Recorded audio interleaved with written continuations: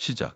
안녕하십니까. 도널드 트럼프 미국 대통령의 재집권 이후 대서양 동맹의 긴장이 고조되는 가운데 미국이 유럽 동맹국들에 대한 군사 지원을 크게 줄일 계획이라는 충격적인 보도가 나왔습니다. 독일 유력 매체인 슈피겔은 미국의 피트 헤그세스 국방장관 특사가 지난주 벨기에 브뤼셀에서 북대서양 조약기구 나토 NATO의 고위 당국자들에게 이 같은 내용을 브리핑했다고 밝혔습니다. 이 사안에 정통한 복수의 소식통 또한 로이터 통신에 트럼프 행정부가 위기 발생 시 나토에 제공할 수 있는 군사 역량을 축소하겠다는 방침을 나토 동맹국들에 통보할 예정임을 확인해 주었습니다. 보도에 따르면 미국은 전시 상황에서 유럽에 지원하는 전략 폭격기의 규모를 기존 대비 절반으로 줄일 예정입니다. 또한 위기시 제공하는 전투기의 수량 역시 3분의 1 수준으로 감소할 것으로 전해졌습니다. 이는 알렉산더 벨레스 국가안보 전문가, 즉 미국 국방장관 특사가 나토 동맹국들에게 직접 설명한 내용입니다. 해군 측면에서도 변화가 예상됩니다.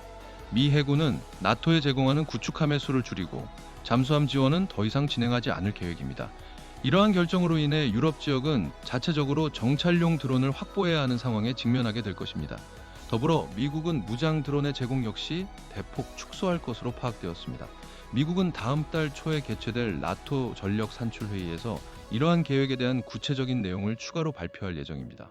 이와 관련하여 나토 대변인은 슈피겔의 질의에 대해 그동안 나토 전력 계획에서 미국에 대한 과도한 의존이 존재해왔다고 언급하며 유럽과 캐나다가 국방 투자를 늘리고 있는 만큼 동맹 내 군사적 책임이 재조정될 수 있다는 입장을 밝혔습니다.